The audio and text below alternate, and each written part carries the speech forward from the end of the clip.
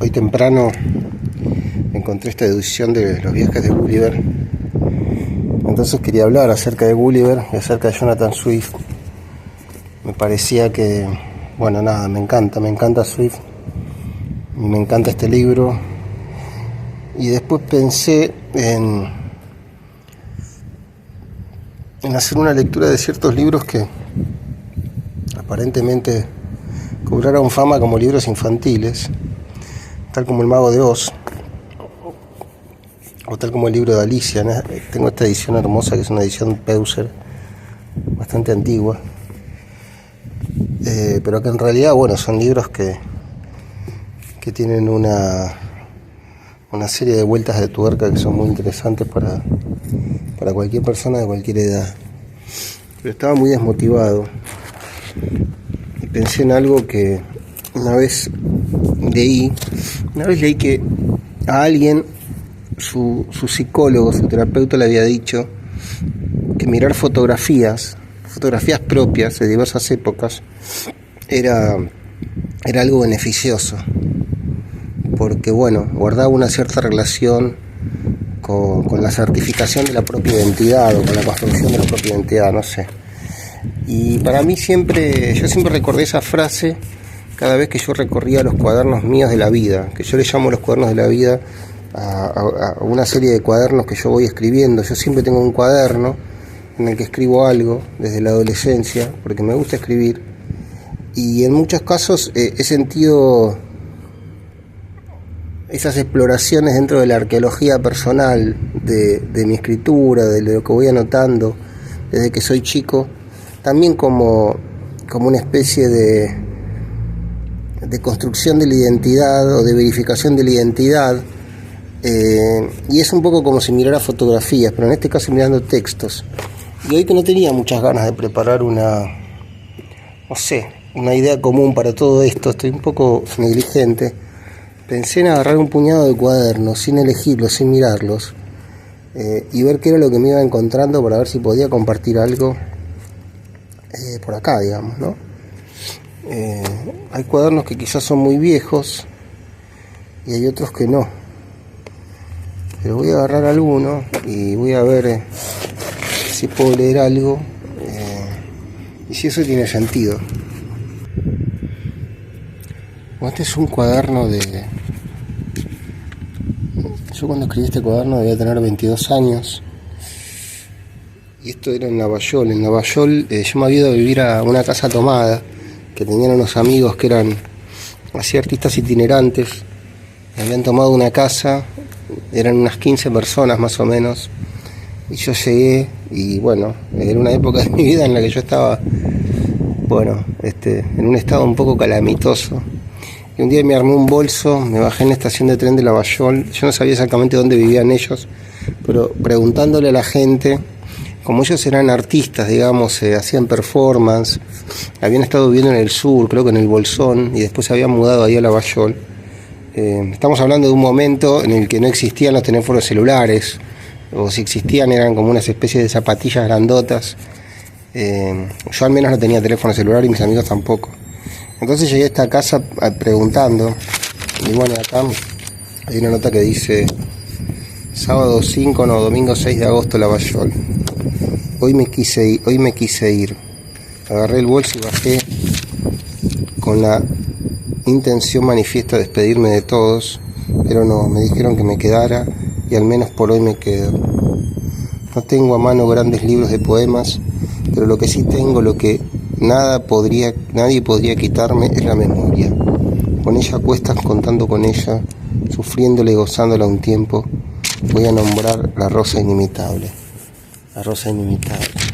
Bueno, yo siempre anotaba acá tengo una cita, siempre anotaba cosas. Por ejemplo, Proteo el egipcio, no te asombres, tú que eres uno y eres muchos hombres, de Borges. Y de Juan Ramón Jiménez, Dios, dame el nombre exacto de las cosas. ¿Y acá qué más hay? Lanzarse a lo desconocido desde lo que es conocido, pero intolerable. Eso dijo Bela Bartok. Acá hay una anotación de Jacques Kerouac, El viajero solitario. Estas me parece que eran notas que yo tomaba, claro, en la biblioteca. Y estas eran como unas fichas que uno llenaba en la biblioteca cuando pedía un libro. Creo que en la biblioteca del Congreso. Y yo en esas mismas, fichas tomaba notas de lo que iba leyendo.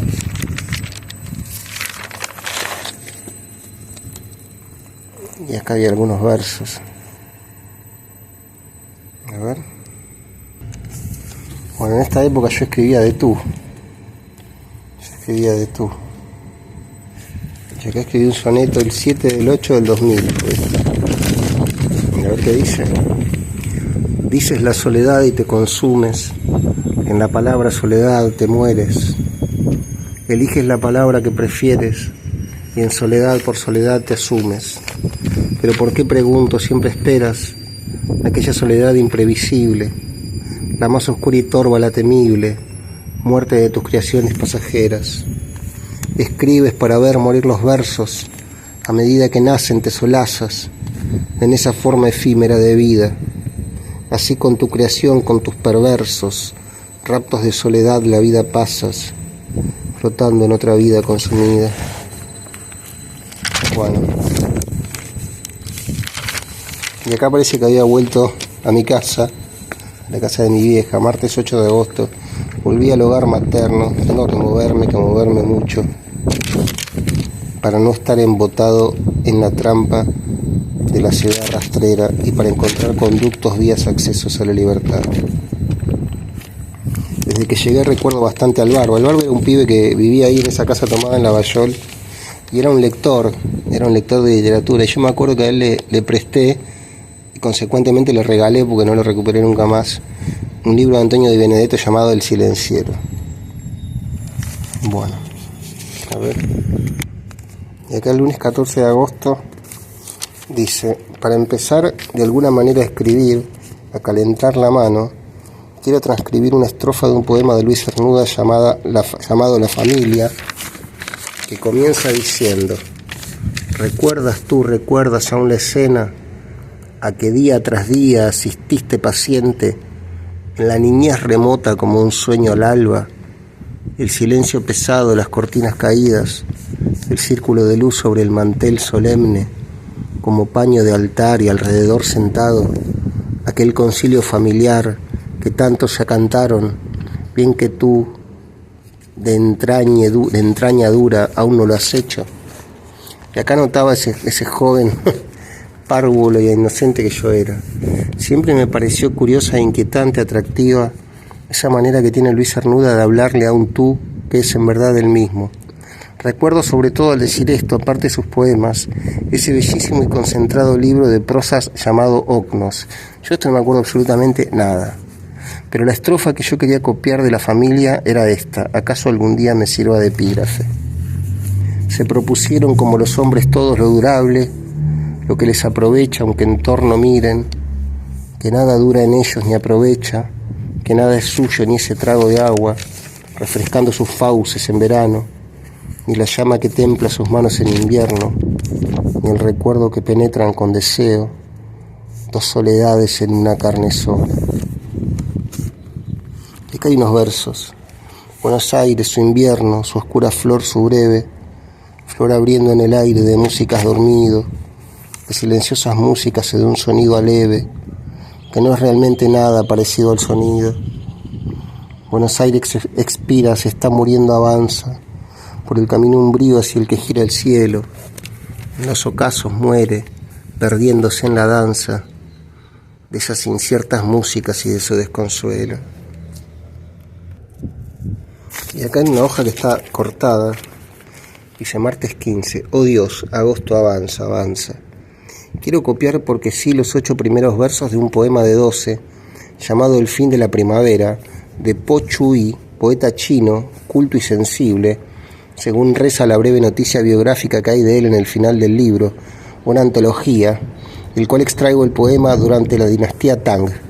La poesía de Po Chui, dice la oración siguiente, se distingue por su sencillez y la leyenda dice que el poeta leía sus poemas a una vieja campesina para verificar si ésta podía entenderlo. Leía sus poemas a una vieja campesina para ver si ella podía entenderlos. Po Chuy es funcionario oficial, pero termina exiliado en un inhóspito lugar, condenado por su espíritu crítico.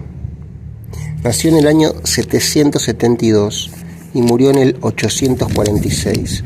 Murió, por tanto, a los 74 años, mientras miraba, esto se me ocurre ahora, un sol precioso y gris en el crepúsculo. Estas son boludeces que yo escribía. Los 8 versos son: la flor del peral se comprime y se transforma en fruto. Los pichones nacen de los huevos de golondrina. ¿Qué consuelo ofrece la doctrina del Tao cuando se enfrenta a la mudanza de las estaciones? Me enseñará a ver volar los días y los meses, sin llorar en exceso por la juventud que muere. Si el mundo transitorio no es sino un largo soñar, poco importa si somos jóvenes o viejos. En todos los poemas de Po Chuy, es decir, en los pocos que he leído, la vejez como tema, como dolor y gracia, reflota aquí y allá sus múltiples matices. Y más abajo, luego 2 versos de El éxtasis de John Donne. Los misterios del amor crecen en las almas, pero el cuerpo es libre. Bueno, y acá dice luego: aún fin del martes 15, esto es madrugada del 16 de agosto. Leo una reseña biográfica sobre Mayakovsky, perteneciente a este libro, Antología de la Poesía Universal, de pretencioso título pero de impresionante contenido, que concluye con la oración siguiente: se suicidó por motivos no definitivamente aclarados. Y pienso, nadie se suicida por motivos definitivamente aclarados. Y sigo pensando también, nadie vive por motivos definitivamente aclarados. Y ad infinitum. Bueno. Y más adelante, 7 de septiembre, mi cumpleaños de 2000, madrugada. Atención, una sentencia ineludible de Leonardo da Vinci. Los hombres buenos desean saber. Y más abajo, los hombres buenos desean saber. Repasando un poco las citas que hago en este cuaderno, pienso, uno es también sus elecciones, pero inmediatamente me siento obligado, tentado, a quitarme de encima ese también, y concluyo, uno es sus elecciones. Bueno, y acá hay uno de tantos sonetos mal habidos, un corregido, se llama La Palabra. No será en soledad ni en compañía, pero te hostigará seguramente. La oscuridad será el presente, y el fruto del presente, fantasía. No la esperes, tendrá poesía, y te cautivará terriblemente. La palabra será tu permanente rechazo y tu incesante cacería, y así la perderás, la irás buscando, escribiendo sonetos, preguntando al cielo, a Dios, a tu alma, ¿dónde ha ido? Y la palabra seguirá escapando, y nunca entenderás cómo ni cuándo fue que estuviste a un paso de haber sido. 11 de septiembre del 2000, madrugada. Y acá, a esta A le faltaba una H. Porque, ¿qué dice acá? No puedo entrar al ser sino a través del sonido de mi propia palabra. Bueno, y acá hay unas notas tomadas en la Biblioteca Nacional. Pues yo iba mucho a la Biblioteca Nacional. En una época iba todos los días y me quedaba todo el día ahí adentro leyendo. Biblioteca Nacional, tarde del martes 12 de septiembre, mucho cansancio encima. El estómago cada tanto produce un sonido raro que dura poco tiempo, pero pese a que hoy casi no comí nada, no tengo hambre, no. He hallado, gracias a que Jorge Dubati lo mencionó en un programa de radio, el libro La llama doble de Octavio Paz. Solo leí el prólogo y un poco del principio, es fascinante, pero ocurre que estoy cansado y en este maldito lugar hay poca luz, muy poca realmente. Forzo los ojos y como inmediata consecuencia comienza a dolerme la cabeza. Téngase también en cuenta que ando con el estómago vacío. Y yo en esa época no sabía, pero necesitaba usar anteojos para leer. Pasa es que no lo sabía porque nunca había una consulta con un oftalmólogo. Pedí otro libro, una pequeña antología heteróclita, y leí un cuento de Juan José Saer, Verde y Negro, que me gustó mucho. No sé por qué, ¿Acaso por el clima que se respira en ese cuento, una suerte de solapada intensidad que flota en él y una sencilla, casi invisible ironía que lo atraviesa lentamente como un río cansado? Me recordó el perfume, el relato que mandé al concurso de cuentos Juan Rulfo. Bueno, ¿qué es eso? ¿Ese concurso y ese relato? Y pese a que sé efectivamente que mi relato adolece de incoherencias, sinsentidos y otras porquerías, siento que si un día un muchacho lo leyera, como yo he leído ahora el relato de Saer en una tarde nublada de Buenos Aires, se quedaría con la triste y dulce impresión que a mí me produjo el relato de Saer.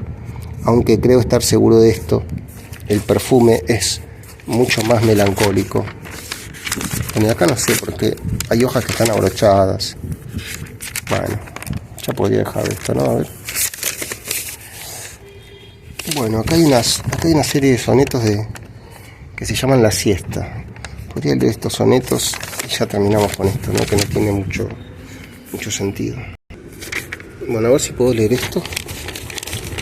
Pese a los tachones y a las correcciones, ¿no? Se llama Imágenes, La Siesta, 1. Cuando nada me queda, me deslizo dentro de las palabras del soneto y así voy despertando quieto y vivo en cada imagen que realizo. Cuando nada es en mí desde la duda, toda vida es dolor, toda locura, mediante las imágenes se cura y paulatinamente me desnuda. Detrás de esas imágenes, ¿qué existe? Detrás de las palabras, ¿qué prodigio? Prospera lentamente, ¿en qué consiste esta vacilación y este vestigio de pálpito infantil de tarde muerta, de olor a siesta y sustos tras la puerta? Acá está la segunda parte. La imagen de la siesta es recurrente, la habitación en sombras, la ventana, desanimando el patio balbuciente, y la canción de alguna voz lejana, perdiéndose en la nada, mi perplejo, rostro pueril cómicamente serio, que en la planicie inmóvil del espejo se aproximaba al filo del misterio, de esa hora silenciosa de la vida, arrinconadamente detenida en una suspensión del universo, que sin dejar de ser apabullante, era a la vez hermosa, vacilante y tan provisional como este verso.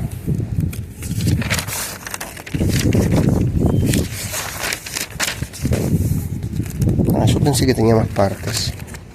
Y acá empieza un relato que se llama La Intimidad. Bueno, nada, esto la verdad que es está un poco disparatado porque son anotaciones mezcladas con versos, mezcladas con citas, cosas que van quedando en los cuadernos, ¿no? A medida que uno crece, cuando tiene la afición de escribir, ¿no? Que no es otra cosa que una manía de la soledad, ¿no? Bueno, y acá, plagiando a Borges malamente, porque Borges dice, y la ciudad ahora es como un plano de mis humillaciones y fracasos. Y este caradura que en ese momento tenía 24 años, que yo era, escribe: y la ciudad que en Borges fue el espanto, es hoy en mí la duda, las delicias, que pierde la palabra de mi canto entre sus estructuras edilicias, la noche, la inocencia, la mañana, y después el trabajo sin sentido. Todo es en mí curioso, indefinido, pero pleno de una ansia que me sana. Ya no quiero nacer sino muriendo, e indefectiblemente concibiendo la vida como un alma, como un ciego, que fuera en la ciudad palpando oscuras, ingrávidas etéreas estructuras de una sombra sin fin, jugando un juego.